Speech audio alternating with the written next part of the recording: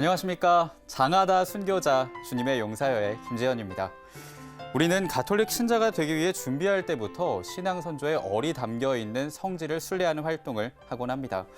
그곳에는 다른 어느 곳보다 신실한 믿음과 숭고한 정신이 담겨 있기 때문인데요. 오늘 소개할 순교자들도 초기 한국 천주교의 대표적 활동 지역이었던 내포 지역에서 생활을 하면서 영원한 생명을 얻기 위해 신앙을 증거했던 분들이라서 더 의미가 깊은 것 같습니다. 자, 그럼 한국 천주교 시복시성 하느님의 종 124위 역사 전문가위원으로 활동하고 계시는 한국순교 복자수녀회 유은희 체칠리아 수녀님 박수로 모시겠습니다.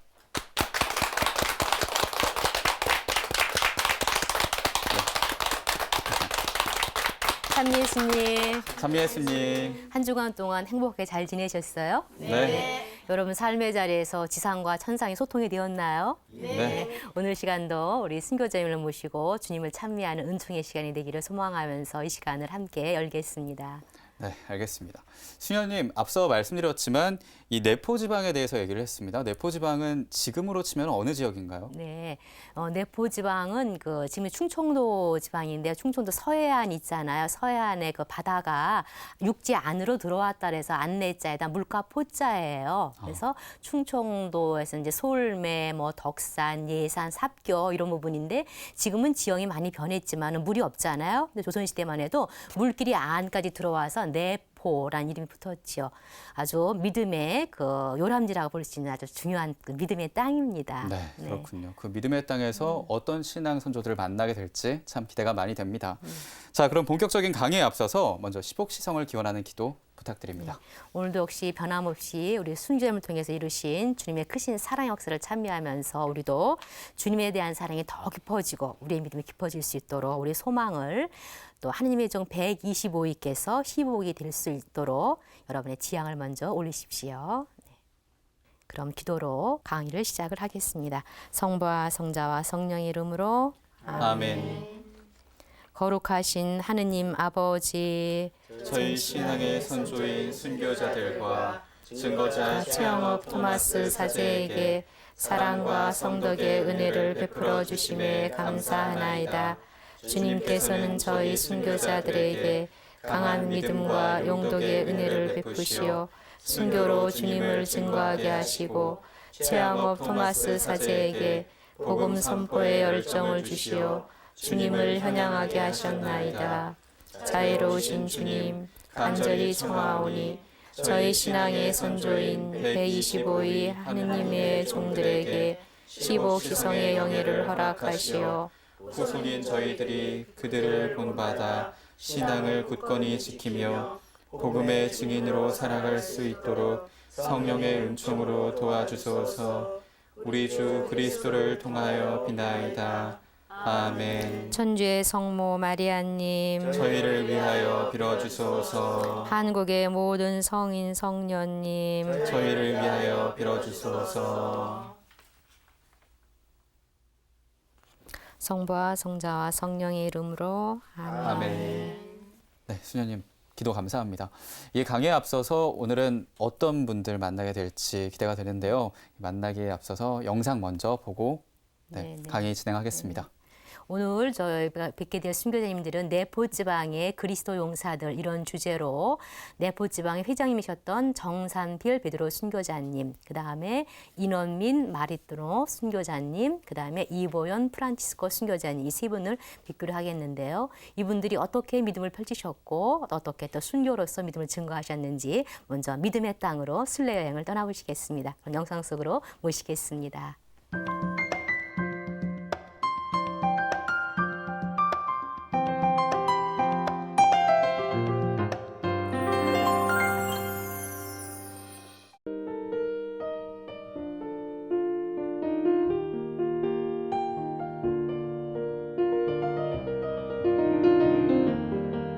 하느님의 종 124위 중에 49분이 충청남도 출신입니다. 충청남도 출신이라고 하면 대부분 이 내포 지역 출신들을 의미하는데 이 내포라고 하는 곳은 뭐냐면 저렇게 바닷가 안쪽에 쑥 들어간 지역, 순수 우리나라 말로는 안개라고 불렀는데 이 내포 지역에는 제일 먼저 이 여사울에 이존창 루도비코 곤자가가 신자가 생겨났고 이분이 솔매 신리, 황무실, 배나들이 이쪽 지역에 그 전교를 하게 됩니다. 저 배나들이는 말 그대로 배가 드나드는 동네라고 하는 그런 뜻인데 인원민 마르티노의 고향이 저 배나들이입니다. 여기가 인원민 마르티노의 고향 주레입니다. 예전에는 이곳이 배나들이라고 불렸는데 여기가 바닷가였고 밀물이 밀려 들어오면 섬처럼 변해서 배를 타고 드나들 수 있는 곳이어서 배나들이라고 불리게 되었습니다. 그분이 이곳에 태어나셨기 때문에 순교를 기념하는 기념비를 바로 이곳에 세우게 되었습니다. 함께 들어가 보겠습니다.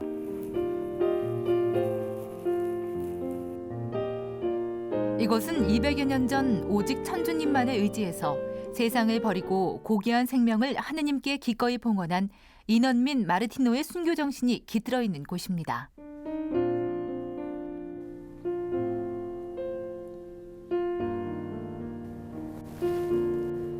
인원민 마르티노가 끌려와 신문받던 해미읍성.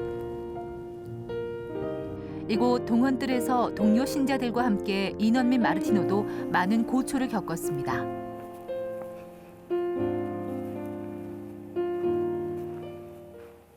여기 해미 읍성 안에 있는 동원은 옛날 해미 진영장이 근무하던 집무실입니다. 이곳에서 재판이 이루어지는데 네포에서 끌려온 인원민 마르티노와 이보연 프란치스코가 끝까지 신앙을 고백하고 순교한 곳이 바로 이 자리입니다. 해미읍성에서 차로 10여 분 거리에 위치한 덕산초등학교입니다. 여기는 충남 예산군 덕산면에 있는 덕산초등학교입니다. 지금은 초등학교 건물로 남아있지만 예전에 여기가 덕산 관아였습니다. 내포 지방에서 많은 분들이 이곳에 끌려오셔서 문초를 당하셨는데 그중에 정산필 베드로 순교자께서 이곳에서 매맞아 순교하셨습니다. 그분이 갇혀있던 옥터는 바로 저기 청광을 건물입니다.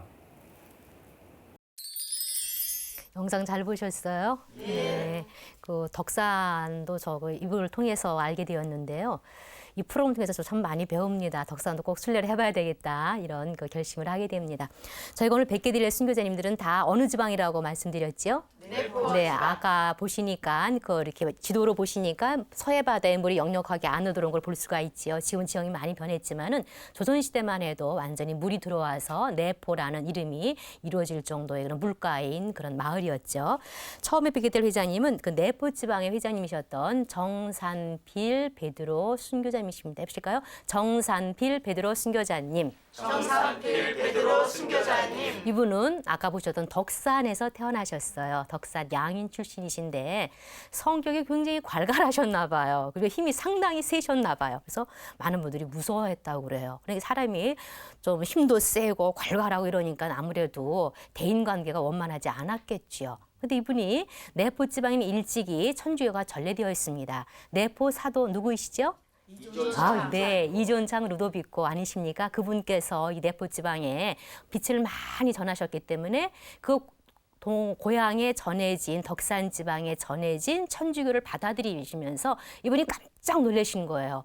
어머, 나는 하느님의 모상을 천주님 모습을 닮은 사람인데 이렇게 내가 사람들과 교제하지도 않고 이렇게 괴팍하게 살아서야 이게 사람의 모습이 아니다. 그러시면서 천주교의 교리에 빠지시면서 심취하셔가지고 교리를 받으신 정도가 아니라 하느님의 자녀가 되시려고 주문모 신부님을 직접 찾아오셨어요. 주문모 신부님 한양에 계셨잖아요. 그래서 내포 덕산에서 한양까지 올라오셔서 주문모 신부님에게 세례를 받으셨습니다.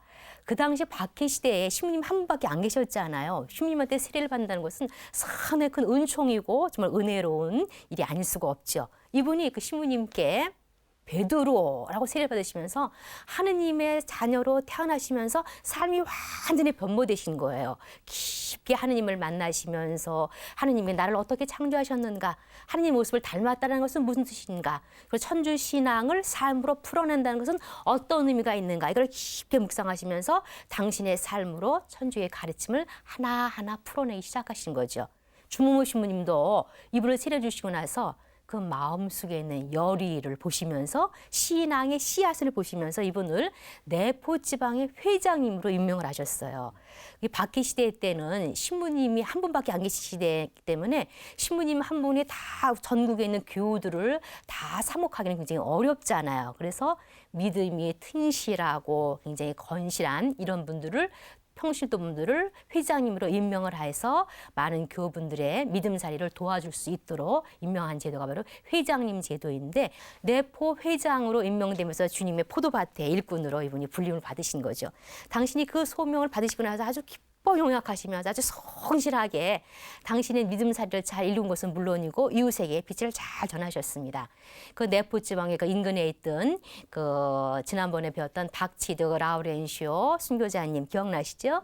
그다음에 원시보 야고보 순교자님, 그다음에 또 방프란치코 순교자님 다 덕산 이 부근의 분들 아니십니까? 그분들과 천상우위를 다지시면서 또 많은 이웃분들에게 빛을 전하시면서 아주 성실하게 회장 직분을 수행하시면서 주님이 주신 포도밭을 아주 신실하게 믿음으로써 잘 읽으셨죠.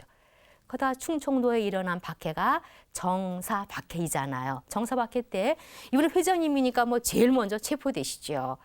더군다나 이분이 그 천주교를 믿기 전에는 사람이 그렇게 괴팍스러웠는데 사람이 완전히 달라졌으니까 귀신이 씌었다고 아주 혹독한 고문을 했습니다. 그러니까 탁나게 신앙을 증거하시면서 교회에 해당하는 분을 하지도 않고 교우들을 또 얼마나 많이 알고 계셨을 거예요. 근데 교우들을 절대 밀고 가지 않고 끝까지 신앙을 지키셨습니다. 덕산 관아 아까 보셨잖아요. 지금 덕산 초등학교 자리가 그 덕산 관아였는데 덕산 관아에서 혹독한 신문을 받으시면서도 끝까지 천주신앙을 증거하시니까 그 매 속에서 천주님을 증거하시다가 마침내 사형 언도를 받으셨어요. 그러니까 사형수자들한테는 조선에서는 마지막으로 음식을 내리잖아요.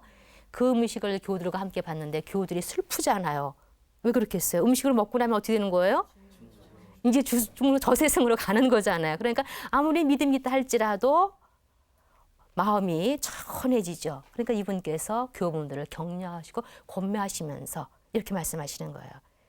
이 음식도 천주님께서 주신 음식이라고 기쁘게 감사기도 드리면서 먹읍시다. 우리가 이 음식을 먹고 나면 이제 천상 식탁에서 영원한 복락소에 오르게 될 것입니다. 천국에서 영원한 행복을 누리게 될 것입니다. 이렇게 권면하시고 나서 장사, 매를 똑똑하게 만져서 매로써 하늘의 문을 열으셔서 입공하신 분이 바로 정산필 베드로 순교자님이십니다. 이분이 순교하실 때가 연세가 약 50에서 60세가 되었다고 그래요. 이런 사람이 이렇게 묵상을 하면서 어떤 문을 배웠길래 그렇게 괄괄한 성격에 아무도 접근하지 못했던 그랬던 분이 천주님을 뵈면서 완전히 겸손해지시고 온유해지시고 주님의 포도밭을 신실하게 일구었을까. 주님을 만난다는 것은 신앙생활을 한다라는 것은 주님 안에서 우리가 변모되는 것이로구나. 이런 거를 우리가 이분을 통해서 묵상할 수가 있겠습니다. 그래서 우리도 우리 삶의 자리에서 신실하게 주님 주신 포도밭을 열심히 읽었으면 좋겠다. 이런 생각을 하게 됩니다. 함께 해보실까요? 주님의 포도밭을 신실하게 읽겠습니다. 주님의 포도밭을 신실하게 이루겠습니다. 다음은 이제 뵙게 될 분이 인원민 마르티노 순교자님이십니다. 인원민 마르티노 순교자님. 인원민 마르티노 순교자님. 이분은 아까 배나들이 보셨잖아요. 배가 들락날락한 데서 배나들이인데 배나들이 이제 주례라는 곳인데 거기에 양반 가문에서 출생하셨어요. 양반 출생하셨는데 아주 일찍부터 굉장히 명민하셔가지고 학문에 정진하셔서 학식도 상당히 뛰어난 경지에 이르르셨다고 합니다. 이분이 열심히 유교의 가르침을 따르면서 유학자로서 선비로서 아주 바른 반듯한 삶을 사셨죠. 근데 이분이 어떤 분을 아시게 되냐면은 황사영 어른 잘 아시죠? 네. 황사영 그 순교자님이 굉장히 아주 열심히 하신 분이잖아요. 우리는 항상 순교자님은 백서만 기억을 하는데 이분의 인품에 대해서 어떻게 표현이 되어 있냐면은 성학, 그러니까 천주교학의 성학이라고 표현을 했죠. 천주 학문에 있어서 가장 남자 교우들 중에서 성덕이 높은 분이라고. 성학자 중에서 성덕이 가장 고명한 자가 바로 황사영 어른이었습니다. 그러니까 이분이 단순히 학식만 출중한 분이 아니라 학덕면에는 물론이고 믿음 면에서도 굉장히 출중하신 분이 황사영 어른이셨는데 이분과 교제를 하시는 거예요. 그러면서 천주교에 기분이 빠지시게 되는 거예요. 이분이 깜짝 놀라신 거죠. 인생의 모든 것은 유교만이 참된 인생관이고 진리관인 줄 알았는데 황사영 어른을 통해서 천주교의 가르침을 보면서 새로운 세계와 새로운 가치관과 새로운 인생관을 만나신 거예요. 이분이 완전히 천주교에 깊이 빠지시면서 그 천주교의 가르침을 집에 와서 실천하시려고 아직 세례도 받기 이전이세요. 천주교에서는 그 당시에 제사를 지내지 않게 되어 있잖아요. 그러니까 제사에는 미신적인 요소가 많구나. 그래서 이분이 양반 집안이니까 집에 큰 사당이 있지 않았겠어요? 사당에 모셔졌던 신주를 꺼내가지고 항아리에 담아가지고 배나들이니까 물이 늘어가지고 거기다 물에다 실어 보내는 거예요. 그러면서 아직 입교하시지도 않으셨는데 세례도 안 받으셨는데 천주 신앙을 삶으로 풀어내셨던 분이지요. 그러다 더 깊게 천주교에 이분이 심취되시면서 세례를 받으시려고 한양에 올라오셔서 준모 신부님한테 또 직접 세례를 받으셨어요. 세례명을 뭐라 받으셨습니까?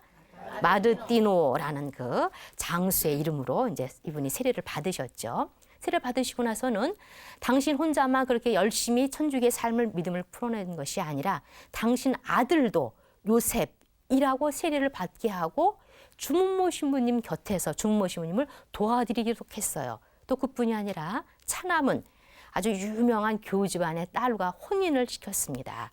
이거는 단순하게 요새 그냥 교우 집안끼리 결혼하고 자기 집 아이들을 영세시켜가지고 교회를 하도록 하는 그런 의미가 아니에요. 왜냐하면 조선시대에는 유학만이 정학이잖아요. 다른 거는 다 사학인데 양반이 입신양명하기 위해서는 과거 공부를 해야 되잖아요. 그런데 당신 혼자만 천주교의 빛의 세계를 찾은 것이 아니라 당신 자녀들도 천주교를 인도했던 얘기는 뭐예요? 유교 세계는 완전히 결별이죠. 새로운 진리를 향하여, 새로운 빛을 향하여, 새로운 세계관을 향해서 온 삶을 회두시킨 것은 물론이고 집안까지 빛으로 인도해 준 거죠. 그리고 고향에 돌아오셔가지고서는 신앙생활을 잘하려고 이분이 양반이니까 아무래도 고향이 좀 어려우시잖아요. 공주 지방으로 이사를 가시는 거예요.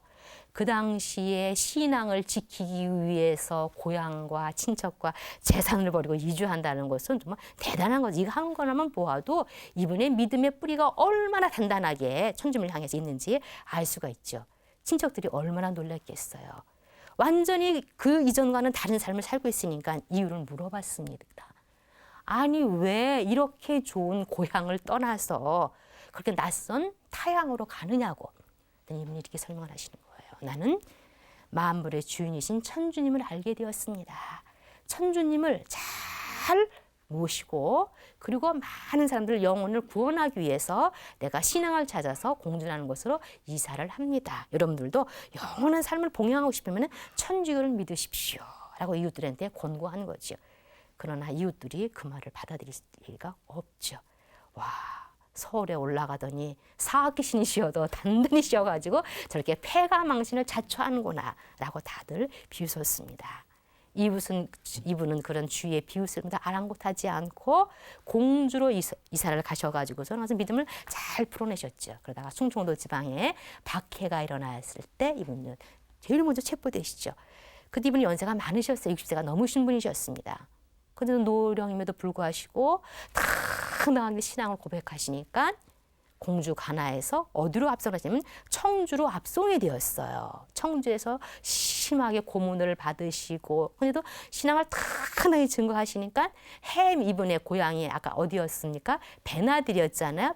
배나들이 관장하는 곳이 햄이 병영이었어요. 햄이로 이제 압송을 시키는데 이 노인분을 하도 혹독한 형벌을 가해가지고 대개 죄수들은 신문지로 갈 때 걸어가거든요. 걸어갈 수가 없는 거예요. 그래서 관원들이 타는 영마를 이용했습니다. 이 사실만 봐도 이분이 그런 고령임에도 불구하고 신앙을 얼마나 당당히 증거했는지 이분의 그 깊은 믿음을 우리가 볼 수가 있는 거지요. 이렇게 말에 실려가지고 해미에 오셨습니다. 해미에 오셔서 감옥에 수감되셨는데도 당당하게 신앙을 이분이 증거를 하셨어요.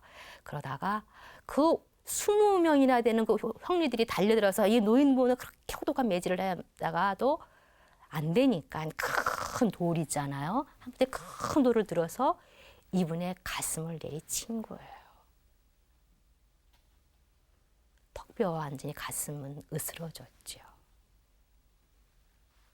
우리 순교자님들 중에서 그 돌을 들어서 이렇게 노인분의 가슴을 쳐서 가슴을 으스러뜨렸다. 이런 신문 기록 있는 분은 이 이넌민 마르티노 이분이십니다. 지금 너무 쉽게 그냥 가슴을 으스러뜨렸다고 말씀드렸지만은 그게 상상이나 할 수 있는 일이에요. 이분은 으스러진 가슴을 안고 그러나 신앙마저는 봐줄 수는 없었죠. 그렇게 그리던 천상주군이신 주님이 계신 대궐에 입궐하신 분이 바로 인원민 마르티노 순교제이십니다. 그분이 매를 맞으시면서 이렇게 말씀하셨다고 합니다. 그렇고 말고 기쁜 마음으로 내 목숨을 천주님께 바치는 거야. 그렇고 말고 기쁜 마음으로 내 목숨을 천주님께 바치는 거야. 어떤 고통도 그리스도의 사랑에서는 떼어놓을 수가 없었던 인원민 마르티노 순교자님이셨죠. 63세의 고령으로 하늘의 문을 열으신 인원민 마르티노 순교자님이십니다. 그다음에 이제 남으신 분이 어떤 분이십니까?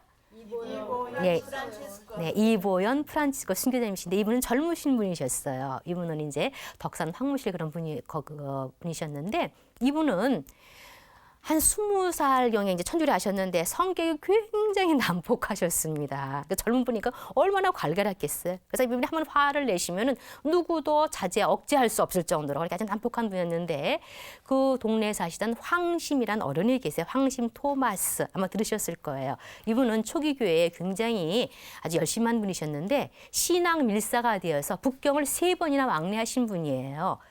그리고 황사영 어른 잘 아시죠? 그분이 백서를 쓰시면서 백서 끝에 발신인 이름으로 당신 이름을 쓰신 것이 아니라 바로 황심 토마스라고 쓰셨어요. 왜냐하면은 이분은 그 중국교회도 널리 알려진 분이시기 때문에 당신 황사영 어른은 잘 모르시잖아요. 그러니까 중국교회에 알려진 분에게 이름을 써가지고 것이 황심 어른 분이신데 구베아 주교님도 이 황심 어른에 대해서 믿음이 굉장히 신실하고 아주 모범적인 분이라고 칭찬한 분이 바로 황심 토마스이십니다. 이분을 통해서 천주교를 아시게 된 거예요. 그래서 이분이 깜짝 놀라신 거죠. 더군다나 이제 이보연 이분의 누이하고 황심 어른이 결혼을 하셨습니다. 그러니까 집안이 되신 거잖아요. 그러면서 세상에 내가 천주님의 모상을 닮은 사람인데 이렇게 거칠은 말은 하고 이렇게 거칠게 살다니. 그래서 완전히 회도하신 분이 이 이보연 프란치스코라는 분이세요. 그리고 입교를 하시고 나서는 하나님의 사람을 바뀌셔가지고는 특히 주님의 순환을 많이 묵상을 하셨어요. 그런 믿음 사이를 잘 풀어내시려고 고향에서 500년이나 떨어진 연산이라는 곳이 있어요. 이 황심 가족과 함께 연산이라는 곳으로 이주를 하셨습니다. 목적은 딱 하나예요. 좀 더 내가 지난 삶을 보석하고 신앙생활을 잘 하려고 연산이라는 곳을 이주를 하셨던 거죠. 그때가 한 1795년인데 그 당시 우리나라 교회 상황은 어떤 상황이냐면 우리나라에 최초로 입국한 신부님이 누구셨죠? 중국도 양호 예. 신부님. 그 신부님이 입국한 사실이 발견이 돼가지고 박해가 을묘박해가 일어났잖아요. 그래서 신부님을 대신해서 윤유일 바오로 순교자님 또 누구시죠? 지왕 순교자님 그다음에 최인길 순교자님이 목자를 지키기 위해서 생명을 바치셨잖아요. 그래서 신부님께서 한양에 계시다가 위험하시니까 이제 지방으로 피신을 하셨어요. 그럴 때 아무래도 교우들 집으로 피신을 하시게 되지 않겠습니까? 그래서 포천을 거쳐서 그다음에 이제 어디로 오셨냐면 바로 이 충청도 연산 땅으로 오시게 되었는데 이때 모으신 분이 바로 이보연 프란치스코이십니다. 이보연 프란치스코 이분께서 연산에서 신부님을 무려 2개월이나 모셨어요. 그 당시에 2개월 모셨다는 건 대단합니다. 지금 준모 신부님 체포령에 내려서 전국에서는 신부님을 잡으려고 혈안이 되어 있는데 죽음을 무릅쓰고 신부님을 모시고 가르침도 받고 미사도 보시고 그다음에 첨례도 보시면서 성사를 보시면서 아주 믿음의 뿌리를 단단히 하셨던 거죠. 그래서 신부님이 이곳에서 20개월 피신하다가 저 아래 전라도로 내려가셔서 유황검 어른이 계셨던 초남이로 가실 수가 있었던 거지요. 그 감산 어른이 바로 이 이보연 어른이십니다. 정사박해가 일어나니까 이제 그 교우들이 얼마나 불안했겠어요. 교우들을 다 권면해서 위로해주면서 우리는 주님의 순환을 끊임없이 이야기해주면서 잘 받아야 된다고 주님의 순환에 동참하죠. 이렇게 하시다가 당신도 체포를 예상하시고 마지막 잔치를 베풀었습니다. 그리고 체포되셔가지고 혹독한 고문을 받았어요. 젊은이니까 뭐 얼마나 매질이 가혹했겠어요. 그러면서 교우들하고 교회 서적을 갖다 내라고. 그때 이분이 교우들을 밀고 하지 않는 건 물론이고 이렇게 얘기하시는 거예요. 성교의 서적은 천주님의 가르침이 담긴 귀중한 책인데 그 책을 어떻게 무분별하게 관장님한테 줄 수가 있느냐고. 참 대단하지요. 교우들을 보호하는 것은 물론이고 천주님의 가르침이 담긴 성교의 서적도 이렇게 신실하게 보호하시는 이보연 프란치스코님의 우리의 믿음사리를 우리가 이렇게 엿볼 수가 있는 거지요. 똑똑한 매를 맞으셔서 온몸으로써 주님의 순환에 동참하시면서 장사로서 순교로서 하늘의 문을 열으신 분이 바로 이보연 프란치스코이십니다. 이때 나이가 27세였어요. 미래마저도 그죠? 모든 것을 주님께 봉헌하신 이보연 프란치스코이십니다. 이 세 분의 삶을 묵상하면서 공통적인 부분은 그런 거지요. 주님을 만나면서 완전히 주님 안에서 변무된 빛의 삶을 사는 것. 그리고 주님이 주신 포도밭을 성실하게 일구어서 지상에서부터 주님의 천상의 잔치를 준비해서 마침내 천상 식탁에 오르시게 된 분들, 또 이분들처럼 일상에서 신실하게 주님의 포도밭을 일구었으면 좋겠다. 이런 가르침을 우리가 함께 묵상했으면 좋겠습니다.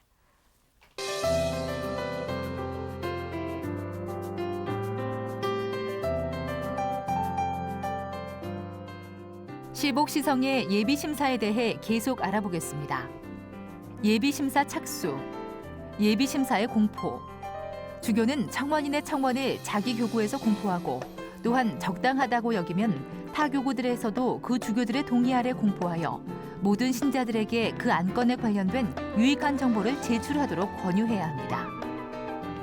청원서 기각. 주교는 받은 정보 중에 그 시성 안건에 반대되는 어떤 중요한 장애가 나타나면 청원인에게 알려서 그것을 제거할 수 있도록 하여야 합니다.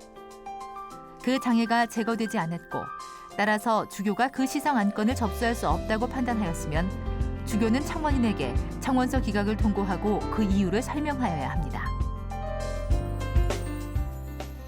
네, 강의와 더불어서 이 시복시성 관련 용어와 절차를 설명한 알아봅시다 영상까지 잘 봤습니다. 수녀님, 보통 식사 전 기도할 때 배가 고프면 좀 빨리 하게 되잖아요. 그런데 이 정산필 베드로 회장님이 마지막 밥상을 앞두고 기도하셨다는 말씀 들으니까 이제는 식사 전 기도할 때 성어부터 시작해서 마무리까지 하나하나 곱씹어서 밥을 소화하는 기분으로 하면 좋을 것 같다는 생각이 듭니다. 네, 강의 들으면서 질문 사항이나 그리고 감상도 있을 것 같은데요. 어떤 분께서 해주시겠어요? 예. 선생님, 저는 정사박해에 대해서 좀 더 알고 싶습니다. 네. 그 정사박해는 1797년에 일어난 충청도에서 일어난 박해예요. 그 조선의 그 공식적인 박해는 아니지만은 정조대왕께서는 그 천주교인들을 그 치지할 때 처벌보다는 교화를 우선을 했습니다. 정조대왕이 살아계실 때는 나라의 공식적인 박해는 없었어요. 그렇지만은 유학을 정학으로 사는 조선 사회에서 천주교에 대해서 그 배척하는 이유는 있었고 또 주문모 신부님 입국하셔서 체포하려다가 실패를 했잖아요. 전국에 주문모 신부님 체포령이 내려졌기 때문에 천주교에 대해 배척 기운은 있었습니다. 이런 상황에서 충청도 관찰사로 부임한 분이 한용화라는 분인데 이분이 공주 관찰사로 오시면서 돈에 있는 수령들한테 천주교인들을 잡아들이라 이런 명을 내렸어요. 그래서 충청도 지방에 일어난 박해가 1797년에서 1800년에 이르기까지 일어난 박해가 바로 정사박해예요. 오늘 본 순교자님들이 다 정사박해 해당되시는 분들이죠. 약 100여 명이 체포 순교되셨는데 행적을 아시는 분이 이렇게 많지가 않습니다. 네, 그렇군요. 알겠습니다. 질문에 성실하게 답변해 주셔서 감사하고요. 이제 마침 기도해 주시죠. 네. 우리도 이 내포 지방의 그리스도 용사들처럼 정말 기쁘게 주님의 포도밭을 신실하게 일굴 것을 우리 결심을 봉헌하면서 감사기도 올리시겠습니다. 영광이 성부와 성자와 성령께 처음과 같이 이제와 항상 영원히 아멘. 한국의 모든 순교자들이여 저희를 위하여 빌어주소서. 한국의 모든 순교자들이여 저희를 위하여 빌어주소서. 한국의 모든 순교자들이여 저희를 위하여 빌어주소서. 성부와 성자와 성령의 이름으로 아멘. 네.